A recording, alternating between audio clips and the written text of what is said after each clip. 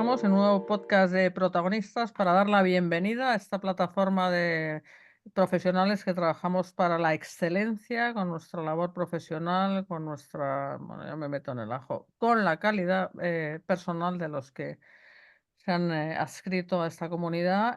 Pues hoy estamos para dar la bienvenida a un gran protagonista que es Antonio Díaz Deus, que tengo la impresión de que nos encontramos en todas partes ahora mismo, pero bueno, me encanta, porque si estás aquí, por algo será. Ya te digo, disfruto muchísimo de tu compañía y creo que vamos a tener una conversación, pues seguramente, como todo lo que hacemos juntos, Antonio, muy prometedora, pero como siempre, para que te presenten como te mereces, voy a dar paso a la directora de comunicación de Editorial Colima, a Rocío Aguilar. ¿Qué tal, Rocío? Pues muy bien, muchas gracias, Marta. Vamos a hacer, como siempre digo, me repito, una semblanza siempre breve de nuestro invitado de hoy, de Antonio. Así que hoy recibimos, como bien decías, a Antonio Díaz Deus, que es consultor y coach. Antes de todo eso, pues Antonio estudió Ingeniería Industrial en la Universidad Politécnica de Madrid, después viajó a México, país en el que vivió durante 8 años. Y bueno, tras una hepatitis desencadenada por el estrés, Antonio comenzó a dedicarse a la consultoría y a la formación orientada sobre todo hacia las organizaciones, porque en ese momento un poco pues cambió su perspectiva de todo. Así que bueno, Antonio además ha integrado a su formación universitaria otras formaciones, como es la terapia Gestalt, que trabajó con Enneagrama, que trabajó con el propio Claudio Naranjo, también se formó en constelaciones familiares con Bert Hellinger y en programación neurolingüística, todo ello aplicado a la gestión de equipos de trabajo y en procesos de aprendizaje exponencial. Es formador, porque también imparte un módulo de liderazgo y desarrollo del talento en el MBA de Industriales en la Escuela de Negocios de Madrid, y mucho de ese conocimiento y experiencia de hace más de 30 años lo ha plasmado en varios libros de liderazgo y coaching que, bueno, vais a hablar a lo largo de vuestra conversación, pero luego en profundidad hablaremos de esos libros. Así que, bueno, todo esto que os hemos contado convierte a Antonio en uno de nuestros protagonistas, porque Antonio Díaz Deus es uno de los profesionales que se ha unido a esta plataforma, a protagonistas.org, que es un espacio para personas creadoras, sobre todo de pensamiento. Protagonistas es una red de expertos con dilatadas y contrastadísimas trayectorias profesionales que se han unido para potenciar todos en común visiones e intereses con una mirada humanista. Protagonistas, en resumen, es un proyecto en el que sus profesionales comparten conocimientos y experiencia para ampliarlo y también, sobre todo, para poder inspirar a otras personas. Así que, bueno, como siempre, seguro que me dejo algo, pero así tenéis algo para charlar durante esta próxima hora en la que os dejo ahora aquí con Antonio y con Marta. Muchas gracias, Rocío. ¿Cómo me ayudas? Me ahorras todo esto y ya voy a lo que me divierte, que es hablar con los protagonistas. Querido Antonio, ¿cómo estás? Buenas tardes. Buenas tardes, Marta. Buenas tardes, Rocío. Bueno, vaya presentación. Es curioso siempre escucharse un poco así en tercera persona, ¿no? Lo que van opinando de uno. Pero en fin, es gracioso, está bien, es muy enriquecedor verse así como en eso, como observador. Está bien. Bueno, está bien porque, sabes, tú que eres docente y haces otras cosas como el coaching, una vocación muy de servicio, normalmente pones el foco en otros y de vez en cuando hay que cambiarte de sitio. Y ahora te has convertido en el protagonista y en el objeto de mi atención, por lo menos durante los próximos 50 minutos largos. Pues nada, a tu disposición estoy. Va a ser un rato agradable. Siempre charlar contigo siempre lo es. Oye, tú has recorrido ya un camino, a ti que te gusta esto de la metáfora del caminante y demás, esto del camino es importante, son ya 3 décadas de camino primero de técnico, como con tu formación de ingeniero, o sea, por el camino, por la senda, vamos a decirlo así, ortodoxa, reglada, la senda de la formación solvente, por lo menos lo que se entendía por una formación solvente, pues en nuestra época, cuando cogíamos las carreras universitarias en aquellos años, pero luego esto te saliste, no te digo rápidamente, no sé si rápidamente o lentamente, pero te fuiste saliendo hay algo que te caracteriza, pues lo vamos conociendo, eres rebelde y además tienes sentido crítico y te vas cuestionando y eso te va llevando a crear tu propio camino, a llevarlo a tu propio terreno. Por eso, como nos recordaba Rocío, tienes una formación muy multidisciplinar, casi diría que original, como estas maravillosas que hay, carreras que hay ahora mismo a la carta, ¿no? Donde puedes coger los créditos y hacer la medida. Y te has convertido en un técnico, pues en un humanista.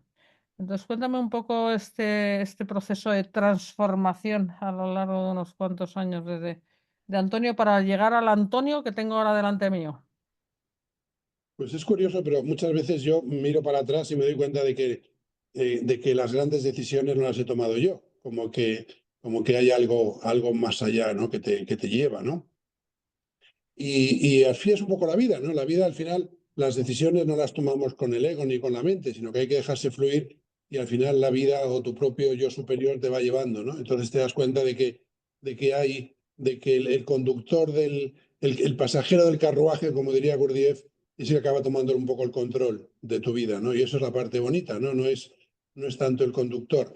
Entonces, sí, la verdad es que, bueno, pues es interesante ver cómo hasta los 28 años solemos tener siempre un enfoque en nuestra familia. Eso se ve muy bien en los ciclos de Saturno, ¿no? Que es cada 7 años, el 28 años es un ciclo, 56 otro, y al 82 son 3 ciclos muy importantes en la vida. Pero el primer ciclo, hasta los 28 años, es un ciclo que viene muy predeterminado por tu familia, por tus creencias familiares, por tus valores familiares. Y no es hasta después de los 28, 29 años donde hay un gran cambio en tu vida y entonces empiezas a volar solo de alguna forma, ¿no? Y a mí me pasó así, o sea, yo realmente a partir de los 28, 29 años tuve una crisis muy profunda en donde rompí de alguna forma con los valores que yo venía de familia y bueno, y entonces empecé a indagar en otros caminos, ¿no? En el camino del desarrollo y de búsqueda de mí mismo. Y luego a medida que me iba buscando y encontrando muy de a poquitos, pues ese poquito encontrarme, pues lo iba de alguna forma compartiendo con la gente que te ibas encontrando en el camino, y esa ha sido un poquito mi vida, ¿no? Lo que pasa es que, bueno, también mi carrera inicial de ingeniería, que antes comentaste, me resonaba que yo soy una persona muy de acción y muy de proceso. Entonces yo siempre he trabajado, pues he hecho mucha terapia, mucha PNL, pero como yo me caracterizaría por ser una persona muy de acción. O sea, yo siempre como intento trabajas y acción. Como que lo importante es el movimiento, ¿no? Y la acción, y el moverse, el seguir adelante, ¿no? Entonces, como, como diría Kafka, ¿no? No puedes volver atrás, siempre tienes que caminar, siempre hay una puerta y después una puerta y otra, después de esa puerta y otra puerta, ¿no? Entonces, eso creo que es interesante y creo que mi perfil es muy evidente, ¿no? Para mí es la acción, soy muy de acción, de indagar, decidir y ¡pum! Y accionar enseguida, ¿no? No quedarse en la duda porque siempre es mejor, una acción es mejor que ninguna acción. Pero de nuevo esas acciones no vienen determinadas por la cabeza, sino que vienen de alguna forma fluidas, ¿no? Como que es darse cuenta de lo que la situación requiere, pero no te das cuenta de una forma consciente, ¿no? No es la mente, ¿no? A lo mejor es la unión del instinto con la mente y la emoción, ¿no? Como diría Gurdjieff de la Trinidad.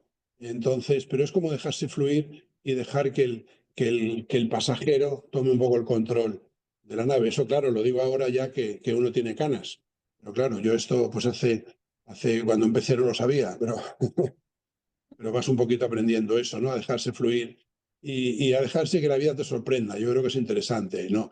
El no, porque al final el controlar es una ficción, no controlas nada, pero sí te das cuenta de que la vida, de que estás en otra dimensión, ¿no? Como que hay una dimensión más allá de la que vivimos en el control.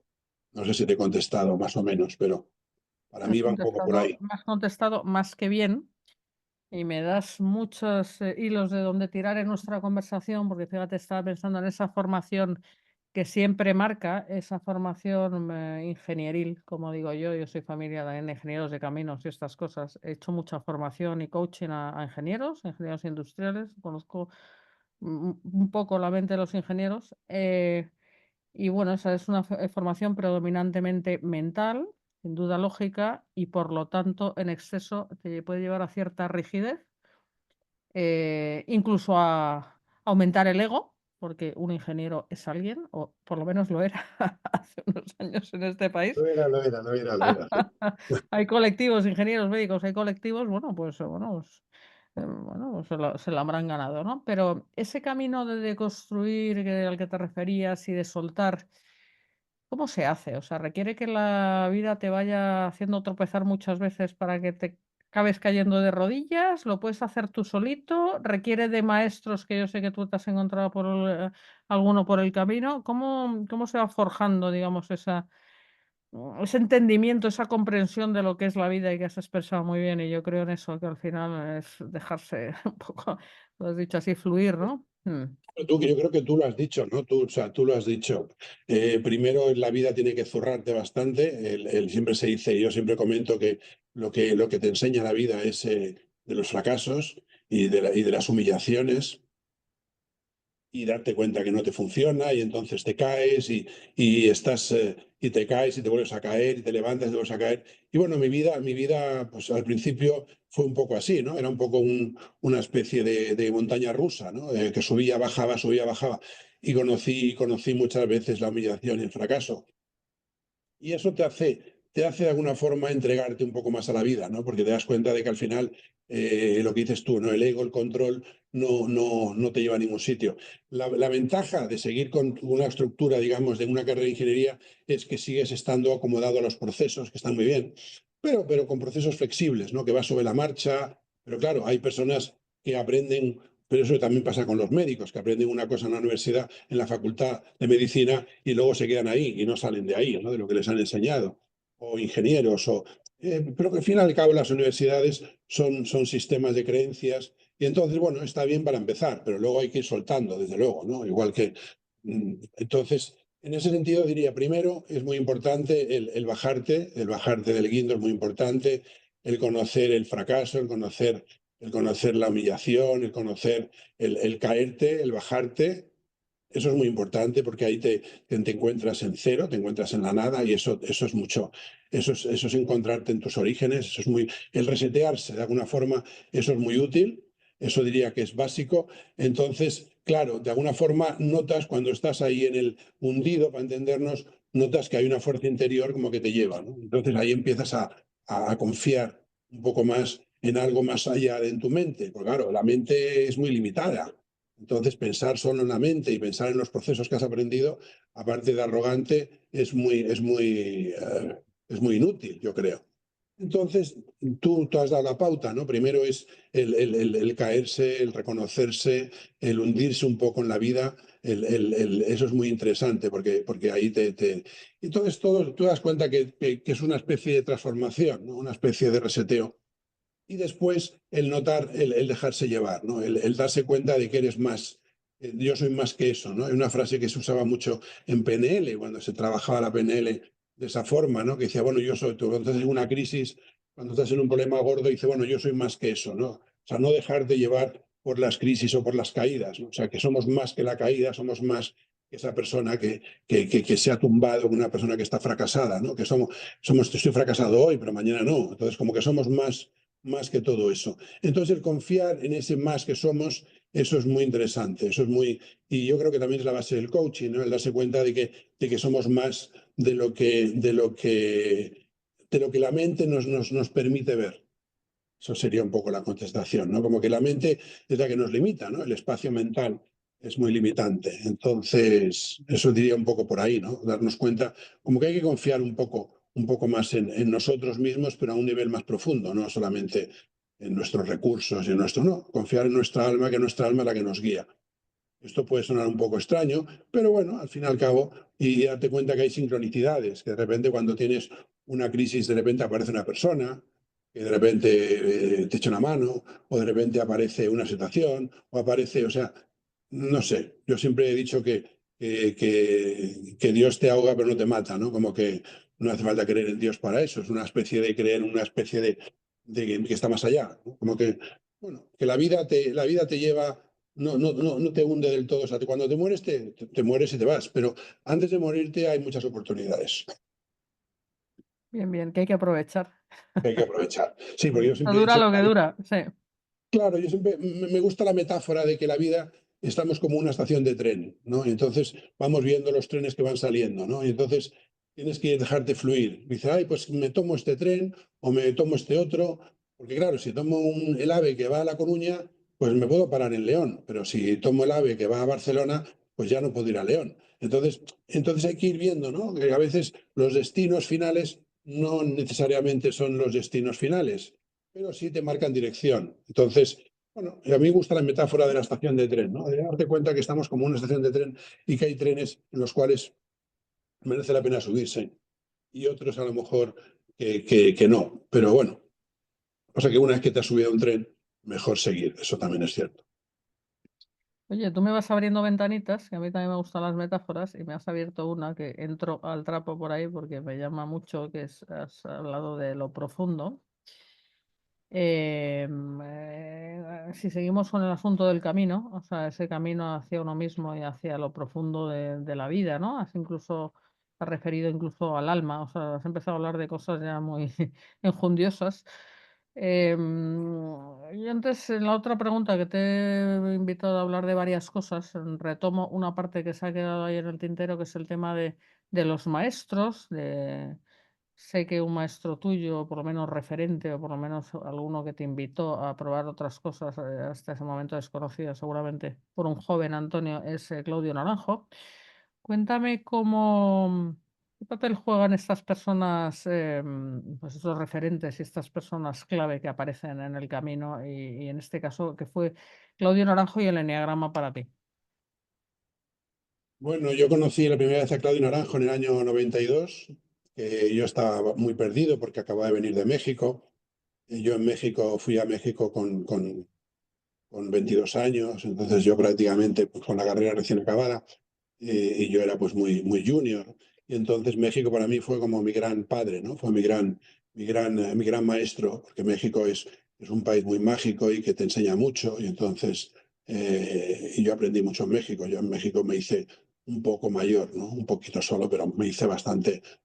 Claro, estuve hasta los 28 años. Entonces, cuando volví a España me costaba mucho asentarme, porque México es un mundo totalmente distinto de la España, sobre todo de esa época. Y entonces, pues bueno, tuve la suerte a través de una serie de sincronicidades de conocer a Claudio Naranjo. Y entonces con él, a través del enagrama, yo conocí todo un sistema cosmológico, se puede incluso llamar, en donde era una guía muy interesante, ¿no? Para verte y para entender, para tener, o sea, como un camino de desarrollo muy interesante. Y ahí yo siempre he dicho que con Claudio, de alguna forma, yo vi luz un poco al final del túnel, ¿no? O sea, yo vi un túnel muy largo, pero por lo menos vi un túnel y vi una lucecita al final. Entonces empecé por ese camino y efectivamente a medida que iba caminando, pues notaba que la luz iba siendo un poquito más grande, ¿no? Poquito a poco, poquito a poco. Y para mí fue el gran referente, ¿no? Claudio en ese sentido, pues a mí me orientó, igual que a mucha gente, ¿no? También. Entonces, y lo de los maestros es curioso, porque claro, yo una vez oyendo estuve con Claudio, yo qué sé, del año 92 casi hasta su fallecimiento en el 2019, estamos hablando de muchos años. Pero Claudia además dijo una vez una cosa, bueno, muchas cosas que a mí me impactaron, pero una cosa que decía, lo del maestro depende más del alumno que del maestro. O sea, como que yo digo que Claudio Naranjo fue mi maestro, es una cosa mía, no es, si dice, el maestro no se ocupa de los alumnos, decía, no, y a Hellinger le pasaba algo parecido, ¿no? Hellinger decía, no, dice yo te marco la puerta, pero no significa que te tengas que colgar de mi espalda, ¿no? Ni de la chepa. O sea, eso es muy interesante. Los grandes hombres te marcan el camino y te dicen por dónde van, pero no, a veces tenemos la idea de que el maestro es como el maestro de escuela que está pendiente de ti y que te enseña. No es así. O sea, el maestro es tu maestro interior, pero para ti es el maestro. Él, pues bueno, él tiene su vida y tiene su historia y es una persona como tú y lo que pasa es que, bueno, tú lo consideras su maestro, ¿no? Entonces, lo de tener un maestro es una cosa más de uno mismo, más que del maestro en sí mismo, ¿no? Es una cosa que aprendí de Claudio que me pareció muy significativo. Entonces, el decir, fulanito ha sido mi maestro, bueno, es una forma de respeto, es una forma de reconocimiento y es una forma de mostrar también gratitud, ¿no? Y bueno, y entonces con Claudio ya empecé a trabajar con los programas que hacía él, empecé haciendo los protos, luego empecé haciendo los SAT, Luego estuve también colaborando en unos programas que él hacía. Y ya, claro, aprendí mucho. Entonces, yo pasa que era un poco aunque yo estudié terapia Gestalt y era terapeuta, pero yo era un poco del entorno de Claudio, que era un entorno muy terapéutico y muy de Gestalt y muy de terapia. Yo era un poco el elemento más metido en organizaciones, de alguna forma, ¿no? O sea, era como el que yo intentaba abrir la puerta a organizaciones, que es muy difícil, porque las organizaciones, todos sabemos que, como decía él, están regidas por el imperio del lucro, ¿no? Y entonces en el imperio del lucro es muy difícil introducir elementos de desarrollo. Pero eso fue mi gran lucha siempre, ¿no? Mi gran lucha es cómo se puede hacer desarrollo, incluso búsqueda espiritual dentro de las organizaciones, ¿no? Pasando por encima del capital, por supuesto, y pasando por encima del imperio del lucro. Pero bueno, esa ha sido un poco mi vida. Entonces, bueno, porque yo entiendo que si tú estás trabajando en una empresa y hay un momento que las personas le dedican 8, 10, 12 horas al día o 60 horas a la semana, claro, es una salvajada. Entonces, si tú eso no lo haces desde un enfoque un poco holístico o no lo haces desde un enfoque un poco más allá, pues la vida al final te acabas convirtiendo en un mercenario, ¿no? al servicio, al servicio del capital y entonces pues pierdes tu alma en el proceso. Entonces, de alguna forma, lo que yo he intentado hacer en todos estos 30 años trabajando sería como preservar el alma de la persona trabajando en organizaciones, ¿no? Entonces, cuando he trabajado en coaching con personas, es un poquito eso, ¿no? Incluso trabajo en alta dirección, he trabajado, pero siempre intentando preservar, hablando del alma que dices tú, ¿no? Intentando preservar el alma. ¿Por qué? Porque el mundo de organizaciones es muy goloso y entonces tiende mucho a dejarse llevar por el lado oscuro, ¿no? Siguiendo la metáfora de la Guerra de las Galaxias. Antes de Disney, por supuesto, la Guerra de las Galaxias antes de Disney, porque después de Disney ya fue totalmente fagocitada por el lado oscuro. Sí, sí, eso era para otra conversación, seguramente no Esto es para grabada. otra Pero, conversación. Sí. oye, que estaba pensando, ese territorio de las organizaciones, que sin duda no es un territorio fácil, pero que tú has sabido conquistar, pero seguro que has reflexionado, como decías, a toro pasado respecto a la ventaja que te ha dado el ser ingeniero, el plus de credibilidad y también esa capacidad a la que aludías antes, pues de entender lo que es un proceso, etcétera, el hablar un lenguaje pues que las empresas se entiende, se valora, etcétera, ¿no? Entonces ha sido como un puente, ¿no? Esa formación tuya para infiltrarte e intentar transformar desde dentro, una vez que estabas allí, pues el alma de las organizaciones y de las personas, porque no olvidemos que las organizaciones son personas, que parece que es un grupo, o sea, es una entelequia que flota en el aire, pero lo que hay que cambiar es, a trabajar con las personas. Entonces, cuéntame un poco o sea, cómo enfocaste esa modulación que has hecho, te hiciste coach, pero también has sido consultor, incluso mentor, o sea, tienes ahí distintas aproximaciones, enfoques de trabajo que has ido, pues seguramente incorporando o ofreciendo, pues según, ¿no? Las oportunidades que irían surgiendo o no. Eso es un poco lo que quiero que me cuentes. ¿Cómo ha sido ¿sabes? Esta modulación de tus capacidades? Pues la modulación de mis capacidades, hombre, yo puedo ya con una cierta mirada de distancia, pues ha sido desde abajo, desde luego. O sea, yo empecé cuando yo vine de México, bueno, yo tenía unas habilidades, unas capacidades, pero que en mi nuevo mundo no tenían mucha utilidad.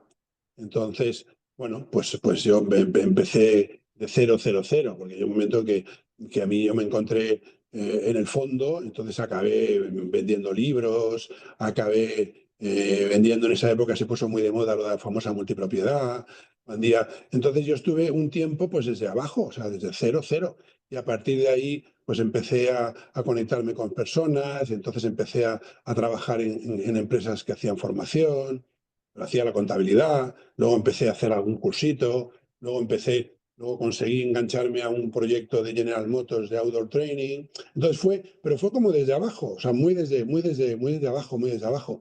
Entonces, ¿qué pasa? Que yo de forma simultánea estaba haciendo terapia, estuve 9 años en terapia, entonces de forma simultánea empecé a formar en formación como terapeuta Gestalt, me empecé a formar en lo que es PNL, yo todos los años dedicaba 1 mes o 2 meses de mi, de mi, de mi tiempo, de mi año a lo que era formación.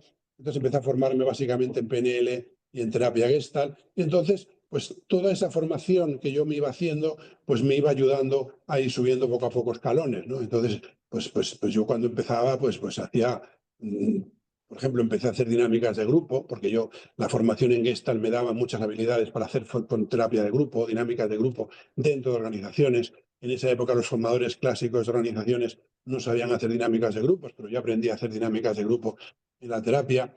Entonces fue poco a poco, como con una formación propia, ¿no? Y como trabajando, como que empecé, pero empecé muy desde abajo, de cero. Entonces, poquito a poco, y luego, claro, el libro publicado por Colima, ¿no? De Líder Coach Shaman, refleja un poquito también esa mi evolución, ¿no? Desde abajo, que empecé, pues eso, como haciendo formación clásica, de formación, empecé a hacer también dinámicas de grupo, en cambios de cultura. Luego empecé también a hacer otras cosas y luego ya a partir del año 2000 empecé a hacer coaching.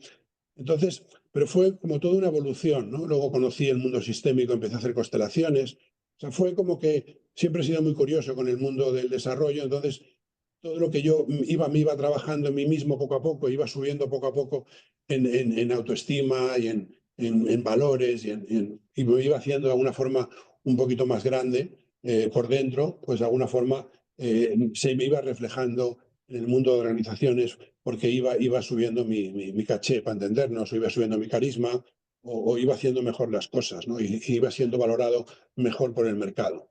Pues, pero fue una cosa muy despacito, o sea, muy poco a poco, ¿no?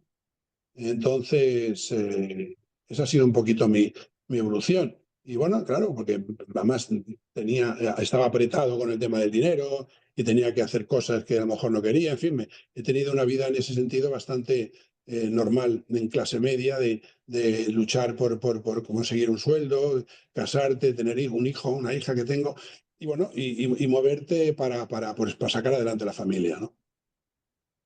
Me hace gracia porque dices, sí, despacito tal, pero a que parece que se han pasado los 30, 35 años estos que llevamos trabajando, que se han pasado en un suspiro, ¿no? Ahora.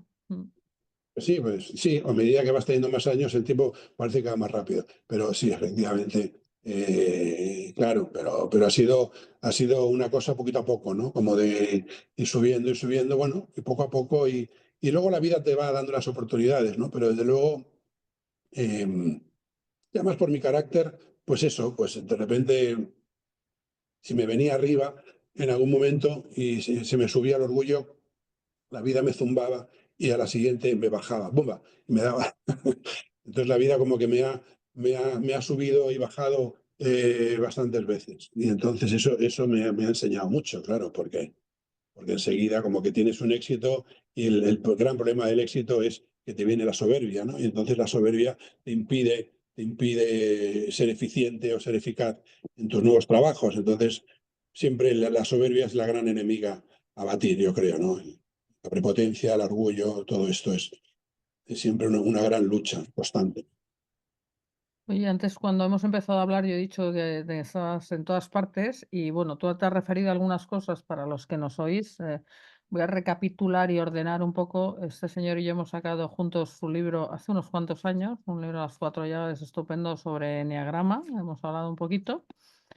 Bueno, luego pues cada uno se dedicó a sus cosas, aunque seguíamos en buenos términos autor y editor, pero de repente, o sea, han surgido un montón de proyectos, me trajiste tu segundo libro, que es un libro muy completo, ya que incluye pues muchas de las cosas que estamos hablando y muchísimas más, porque incluye casi todo lo que has recopilado en términos de consultoría, coaching, metodologías, etcétera. Líder Coach Shaman.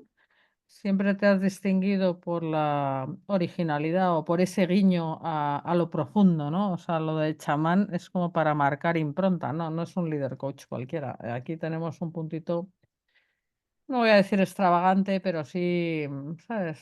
Bueno, pues que llama la atención.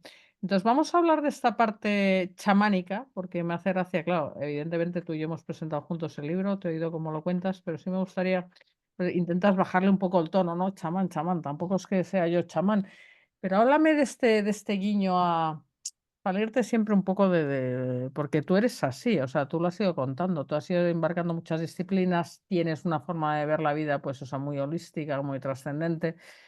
Y eso, o sea, creo que te gusta, y a mí también, que vaya por delante, ¿no? Para que nadie se llame a engaño, ¿no? Claro, y yo tengo un profundo respeto a los chamanes y a los brujos, como le llaman en México. Yo no estoy englobado en eso, no que va. Yo soy mucho más humilde que todo eso, pero sí he tenido la suerte de trabajar con algunos de ellos y de vislumbrar el tema. El tema es que el mundo chamánico es como ahora está muy de moda hablar de la quinta dimensión y que los junta. Y en el fondo es lo que es el mundo chamánico, ¿no? El mundo chamánico es, bueno, pues como que hay otra dimensión por encima de la que estamos nosotros y que para un chamán esa dimensión es la realidad, no es la nuestra. Entonces, bueno, yo solamente animo a la gente a decir, bueno, hay una realidad por encima de la tuya, en donde las cosas ocurren desde otro sitio.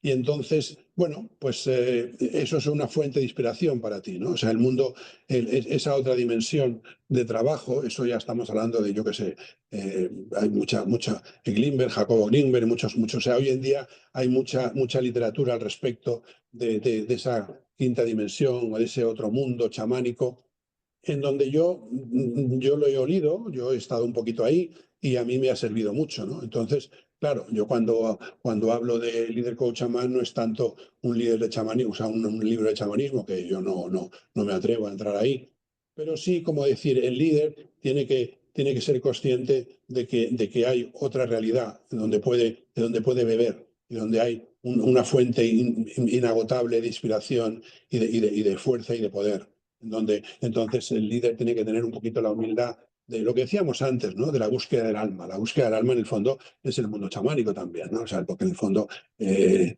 chamán lo que hace es moverse en ese entorno del alma también. Entonces, es un poco lo mismo, ¿no? Es como que hay que conectar con una parte espiritual, trascender un poco el ego para poder trabajar, pero no tanto que también de un espíritu de servicio, pero básicamente para sacar poder personal, para sacar poder social y para sacar poder relacional. Porque el poder no es el empoderarse, que eso no es poder, eso es venirse arriba. Pero el poder auténtico viene de esa quinta dimensión, viene de esa parte chamánica, viene de esa otra realidad.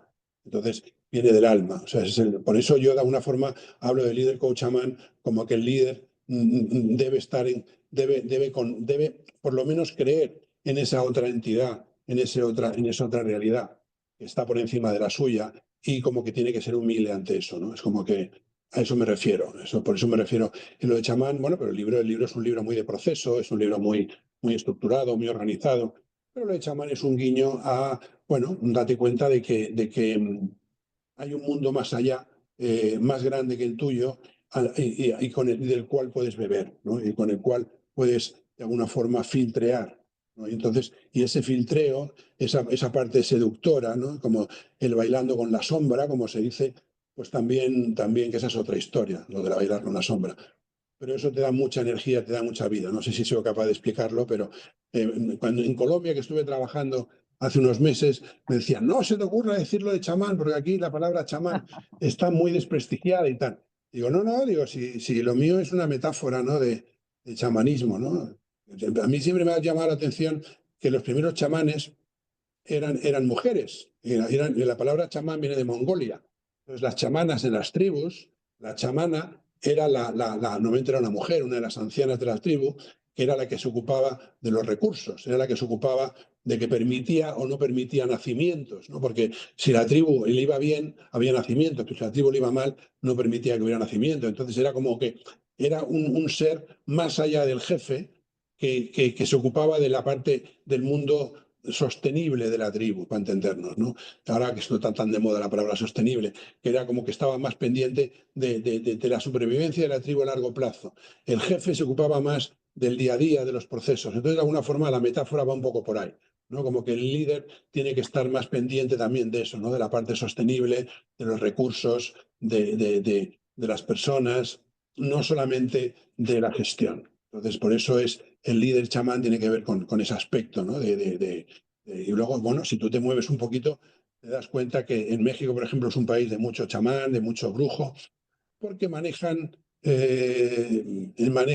otras realidades que son muy interesantes, porque te dan mucha inspiración. Hay un trabajo muy clásico en el mundo mexicano que es el que se llama el Camino Rojo, que es búsqueda de visión. Solamente es búsqueda de visión. Entonces hay muchas personas normales y corrientes que van a México, van con, hombre, hay chamanes y chamanes como todo, hay gente buena, hay gente pero bueno, que van de alguna forma buscando su visión. Y la visión no te la da la cabeza, la visión te la da esa otra realidad, ¿no? O sea, visión, hablamos de un propósito de vida, hablamos de una visión. Yo hice ese trabajo, es un trabajo muy bonito. Bueno, estás ahí en medio del monte durante unos días sin beber, ni comer, ni bueno. Incluso no tienes plantas de poder, o sea, es así y tal. Pero es búsqueda de visión, es búsqueda de visión. Entonces, es una cosa que a veces hay muchas personas, ejecutivos, que adolecen de esa falta que necesitan una búsqueda de visión, necesitan un propósito de vida profundo, ¿no? De encontrarse a sí mismos en ese tema. Y eso es lo que yo intento comunicar en los dos libros que tú tienes publicados, mío, ¿no? Como que esa búsqueda de visión que es muy importante. En ese sentido, hablo del líder coach a mano. O sea, como que tiene que ser un líder, tiene que ser coach de su gente, tiene que hacer que su gente suba, que su gente evolucione, que su gente, que así, además yo tengo el convencimiento de que trabajando desde el alma, la gente van a ser mucho más rentables, todo va a ir mucho mejor, el trabajo en equipo será mucho mejor porque ya no hay egos involucrados. Al mismo tiempo también tienes esa búsqueda de visión, ¿no?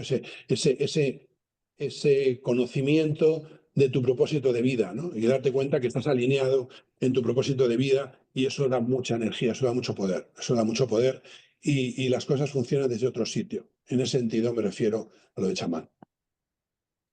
Muy bien, bueno, hemos tenido la suerte de poder todavía conocer mejor tu forma de hacer porque también te dejaste invitar y has participado en esta antología, en este libro de protagonistas del coaching, donde, bueno, María Victoria de Rojas pues, ha escrito sobre distintos coaches, incluido tú. Puedo decir, sin miedo a equivocarme, salvo uno que tú y yo sabemos quién eres, que es el a quien le gane original, el segundo más original, eres tú.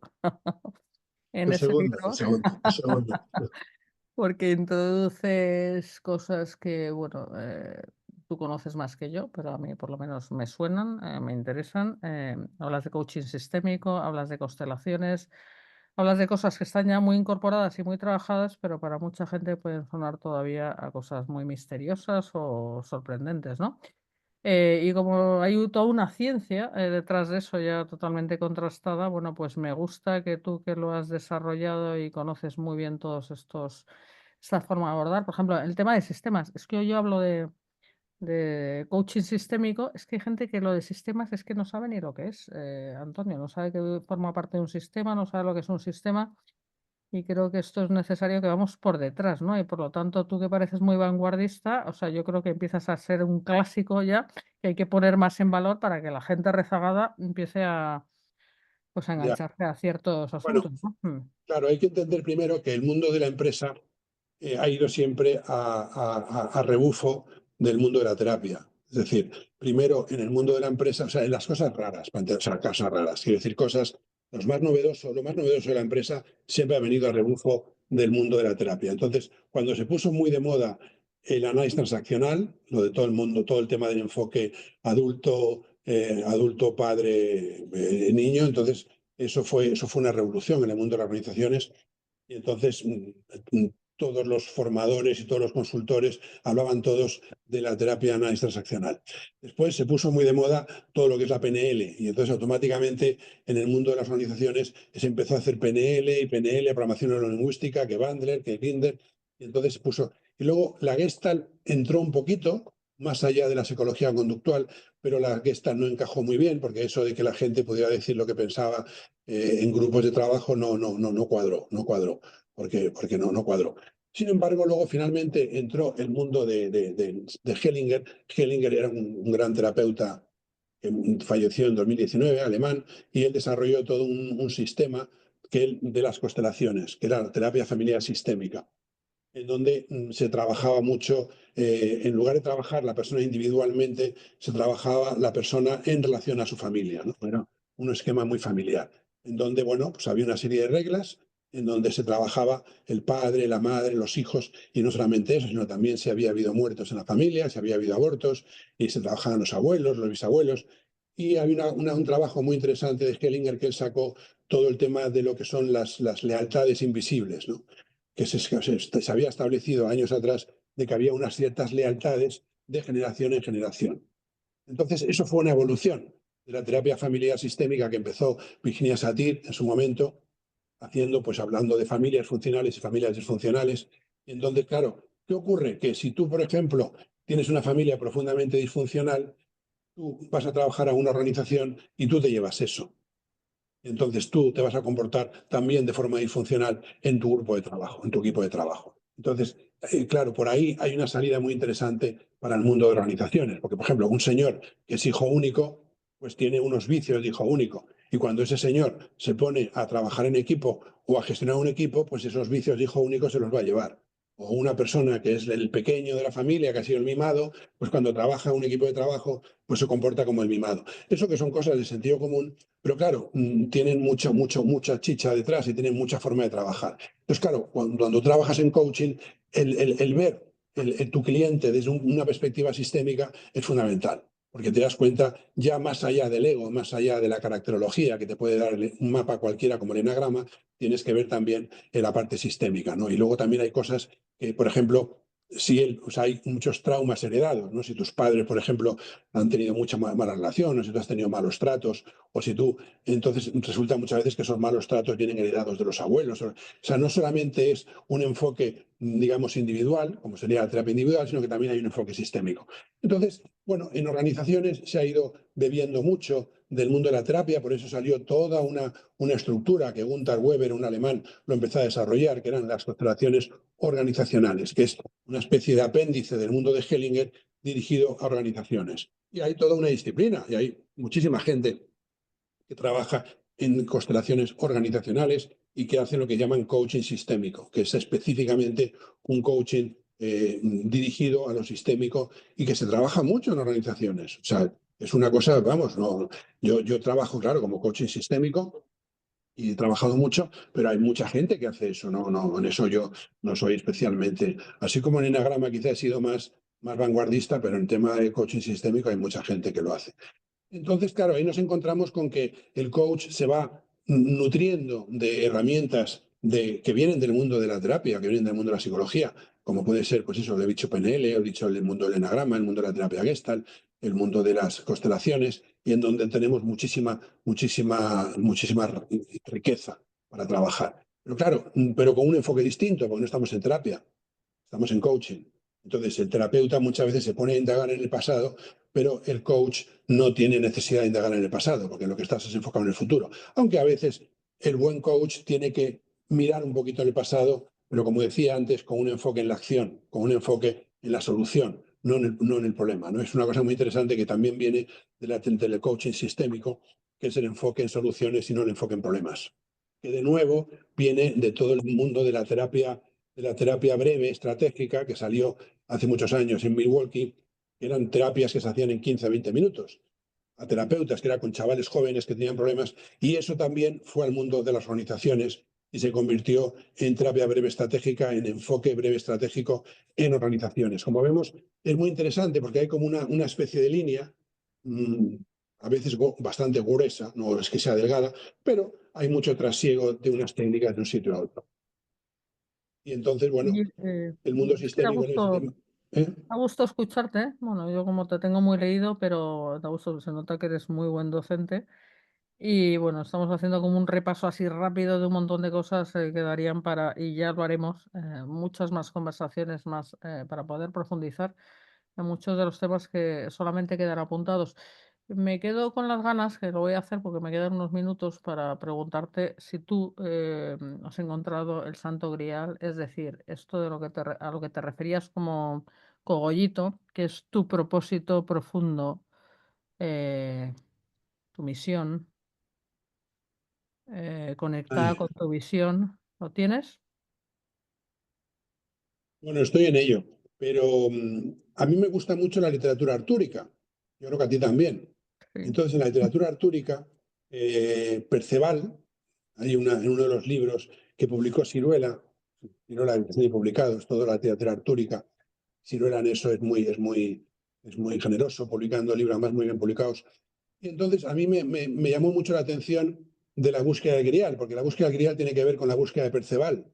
Pues Perceval sale del castillo del rey Arturo, y entonces sale y se encuentra con el rey pescador, luego se encuentra con la princesa, Y entonces todo el libro está como dando vueltas y al final acaba de nuevo en el castillo del rey Arturo.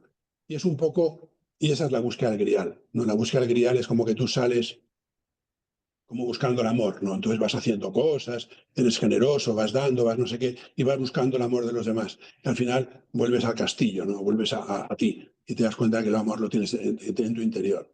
Entonces, pues es tan importante aprender a amarse a uno mismo, ¿no? Como que, y también en astrología es muy interesante, porque eso también es el camino de Leo. Leo que es tan frondoso, que le gusta tanto que le admiren y que le miren, y en el fondo Leo también tiene que aprender, es un poco camino.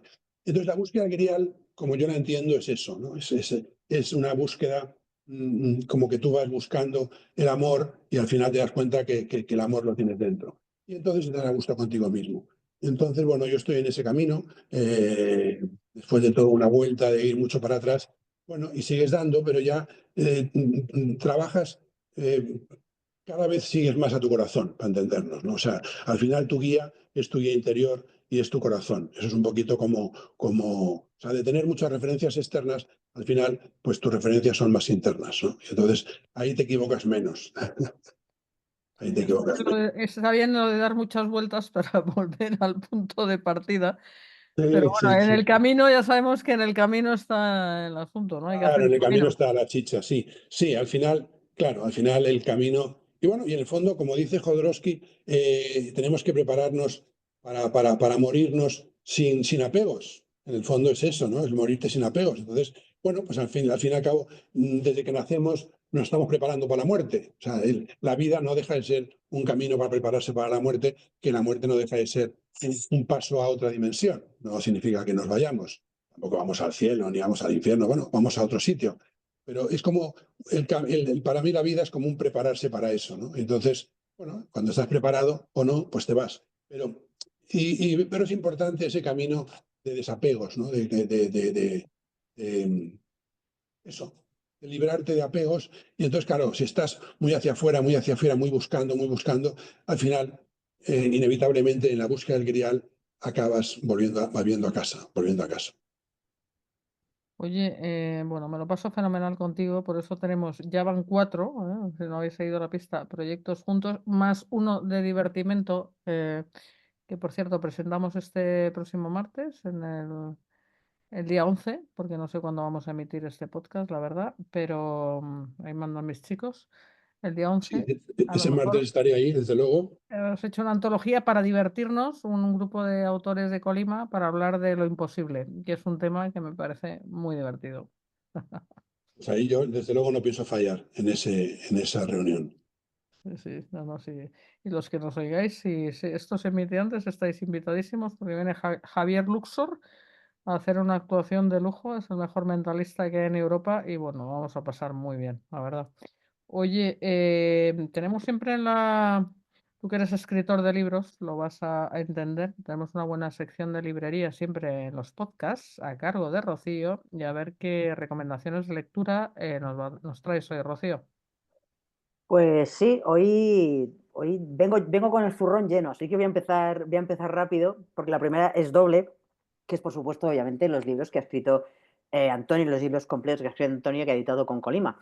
En 2017 publicó las cuatro llaves, Enneagrama y Liderazgo.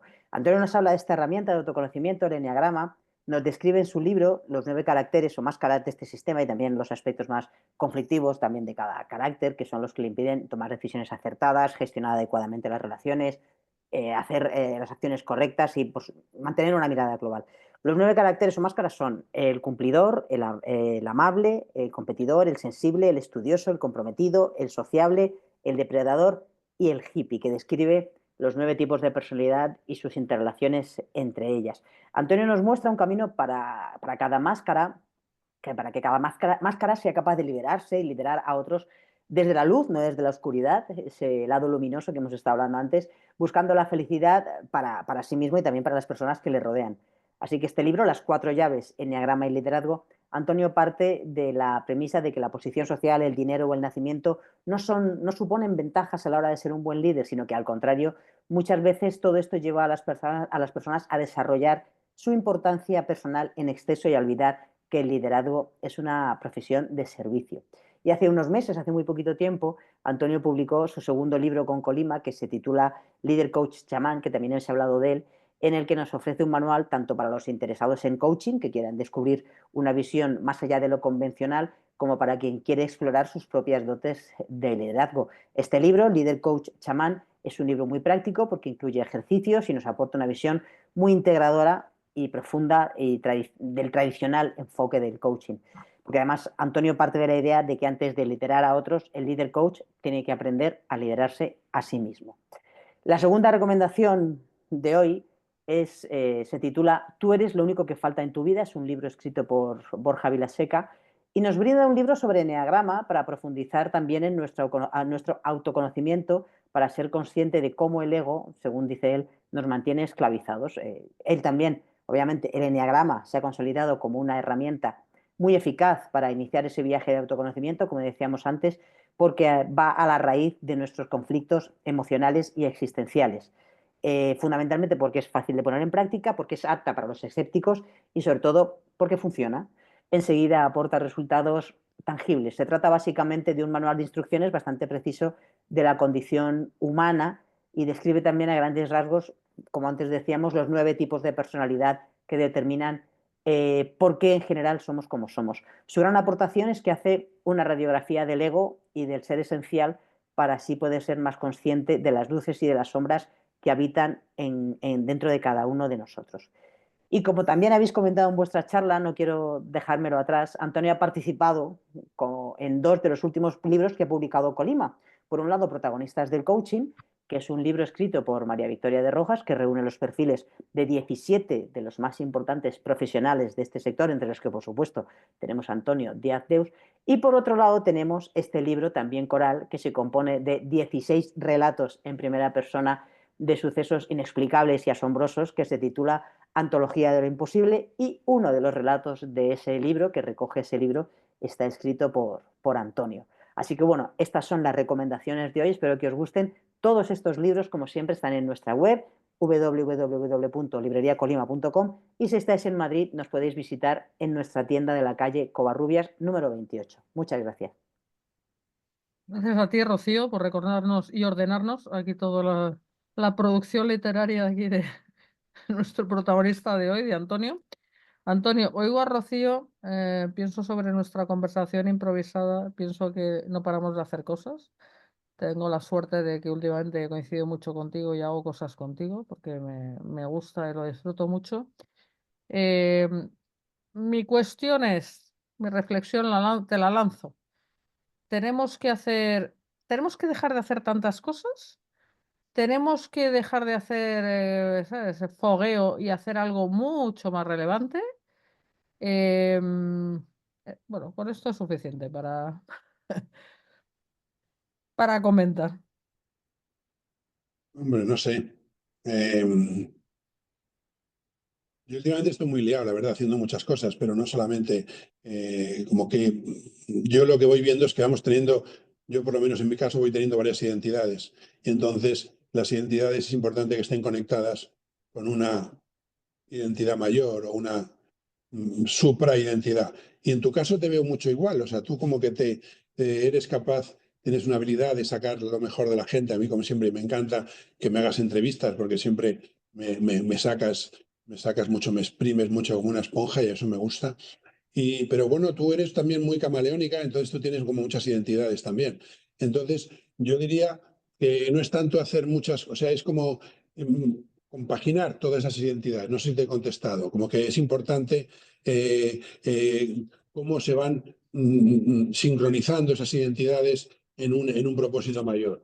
Eso es lo que yo creo que se trata un poco, ¿no? No tanto de coger una identidad y que esa identidad asuma el protagonismo, sino el darnos cuenta que tenemos varias identidades y que esas varias identidades, entre ellas, se van a medida que vamos teniendo más años, nos damos cuenta de que se van retroalimentando entre ellas, ¿no? De que se van ayudando, y que van creciendo juntas, ¿no?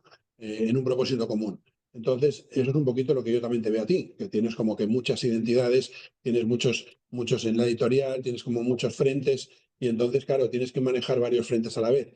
Entonces, claro, es difícil, te pones un gorro, luego te pones otro, luego te pones otro. Y el tema no es los gorros que te pones, sino cómo los coordinas entre ellos. No sé si te he contestado. Entonces, la Sí, pero fuerza, bueno, creo que eso, te voy a decir cuál es la motivación para hacer eso, que yo entiendo que visto desde fuera para alguien normal puede parecer espeluznante incluso, pero yo creo que compartimos tú y yo algo, me atrevo a decírtelo, es que si no yo me aburriría muchísimo, o sea, necesito reinventarme y camaleonizarme, como dices, o, ¿sabes?, buscar identidades, pues eso, porque si no, ¿sabes?, yo languidezco, o sea, sí, necesito... sí, yo estoy contigo, yo también. Es importante irte pero además eso te da mucha flexibilidad porque tienes que irte cambiando de gorro. A mí la gente que va con el mismo gorro toda la vida es un poco rollo, porque siempre cuenta lo mismo, siempre lo cuenta de la misma forma y dices tú, ay, carajo. Entonces, y lo escuchas ahora y hace 5 años dice lo mismo. Y dices, oye, pues, es que esto ya me lo conocía, ¿no? Es como ver, es como repetir si ves una película estaba viendo las películas esas de Dos hombres y medio, un clásico de esas que era gracioso verlas. Entonces, bueno, te das cuenta cómo se repiten situaciones y cómo te repiten. Que no es un buen ejemplo, pero sí, a ti te veo eso, muy diversificada y claro, la fuerza está en la sincronicidad de esas identidades, no tanto en la potencia de un personaje, como yo lo veo. Pero más allá de estas consideraciones que están muy bien, o sea, pues me gusta hablar contigo, además me gusta esa labor que asumes de hacer de espejo y te lo agradezco. Porque luego me dejas reflexionando y eso me gusta. Pero me gusta, pues me repito, me gusta pensar que de verdad, y no solo palabrería, trabajamos para algo más grande. Me gusta pensar también que, y ahora hablo por mí, me dejo guiar por algo que no sé dónde está, pero que me tiene que guiar para de verdad conseguir algo más grande. Y me gusta pensar que esto es verdad y que no es una fantasía que me creo yo. No sé si tú caes alguna vez en esta rayada, pero no sé, me apetecía compartirla contigo. Sí, absolutamente. Eh, yo me noto que tengo mucha gente, mucho detrás y que yo no soy nada. O sea, quiero decir, yo noto que tengo cosas que me acompañan. No quiero decir qué cosas ni qué no cosas, pero a veces tengo contacto con ellos, hasta hablo con ellos o con ellas, pero eso es así, o sea, no somos, yo no me considero yo Antonio, o sea, yo Antonio, pues soy muy chiquito, soy muy pequeño, yo no valgo tampoco, pero yo sí me doy cuenta que tengo cosas, entidades, en unos casos pueden ser ancestros, en otro caso pueden ser otras entidades, bueno, que te van acompañando en el camino y que son las que te dan la fuerza y la energía y a los cuales les debemos nuestra lealtad y nuestra gratitud y nuestra fidelidad. Entonces yo eso sí estoy convencido, o sea, estoy convencido que nosotros en sí mismos somos pequeñitos y que estamos donde estamos.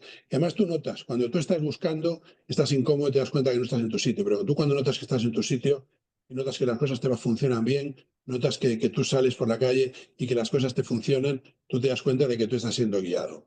Eso yo cada vez lo tengo más claro, ¿no? Que somos como que no somos guiados. ¿Por quién o por qué? No lo sé, porque eso excede pero bueno, lo puedes intentar indagar, ¿no? Puedes intentar, pero es que tenemos entes o entidades que nos van ayudando, eso no tengo ninguna duda. Entonces, bueno, lo que hay que hacer es mirarlo con gratitud, agradecer, pues siempre se habla tanto en todo el tema del budismo, ¿no? Del agradecer, agradecer, agradecer. Y lo que hay que hacer es agradecer. Cuando te va bien, lo que hay que hacer es agradecer. Hay mucha gente que le va bien, sale bien una cosa y se vienen arriba. No, no hay que venirte arriba, hay que agradecer.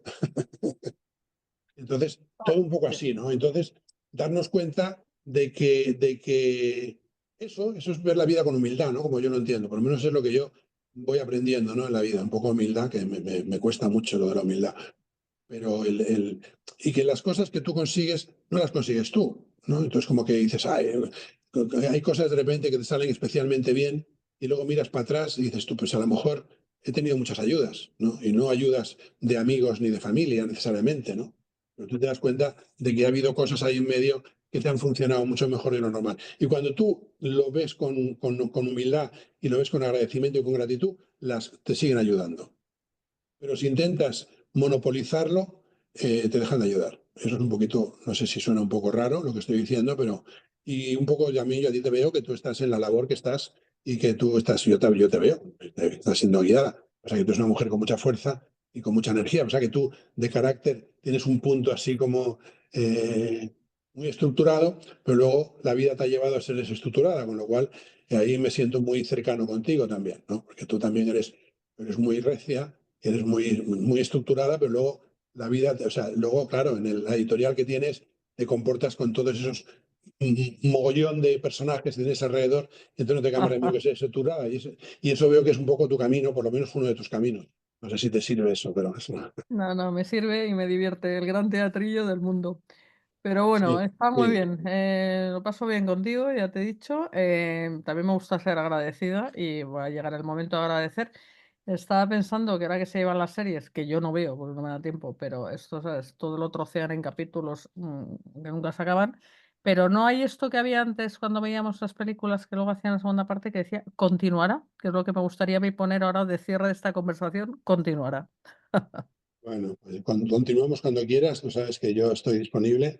Y nada, un placer estar charlando contigo, porque además noto que me siento muy cómodo contigo. Es una conversación muy cercana, muy íntima. Me gusta mucho Bueno, charlar pues contigo. Además, noto que me sacas, que me haces mucho reflexionar también, me haces pensar y que me sacas mis ideas. O sea, me siento muy bien llevado y muy bien tratado, y además me siento muy bien. O sea, me noto que eres muy cariñosa. Entonces te agradezco mucho. Pues sí, es recíproco y bueno, efectivamente, el único secreto que tienes es que yo te quiero y te admiro y creo que lo sabes y por eso todo fluye, es fácil. Yo también te admiro a ti, el trabajo que haces es un trabajo increíble, y ese trabajo es la cantidad de libros que sacas todas las semanas y todo, en fin, es un trabajo increíble. Y además cada libro te lo curras, te lo lees, te lo trabajas, en fin, es una cosa interesante. Entonces, bueno, hay que ir dejando huella en este mundo y bueno, y yo creo que y sentirse agradecido. Eso es un poco, uno de mis maestros, que fue Tom Heckel, creo que sigue vivo por ahí, un señor muy especial, hablaba siempre de eso, ¿no? De las actitudes superiores, ¿no? Y la gratitud es una de ellas, la devoción es otra de ellas. Es importante el conectar con esas emociones superiores. Entonces aquí con eso estoy con devoción y con gratitud. Lo mismo digo, muchas gracias Antonio, muchas gracias a todos los que nos seguís, a todo el equipo de protagonistas, al equipo de Editorial Colima y en especial a Rocío Aguilar, que está a los mandos de la nave y hasta el siguiente podcast. De acuerdo. Gracias. Hasta otra. Hasta pronto. Protagonistas es una red de profesionales con dilatadas trayectorias, unidos para potenciar intereses, visiones y pensamiento, siempre con una perspectiva humanista y una praxis ética. Un proyecto para compartir conocimientos y experiencias inspiradoras y construir un mundo mejor a través de la reflexión, el pensamiento crítico, la puesta en común y el intercambio de perspectivas. Porque juntos llegamos más lejos.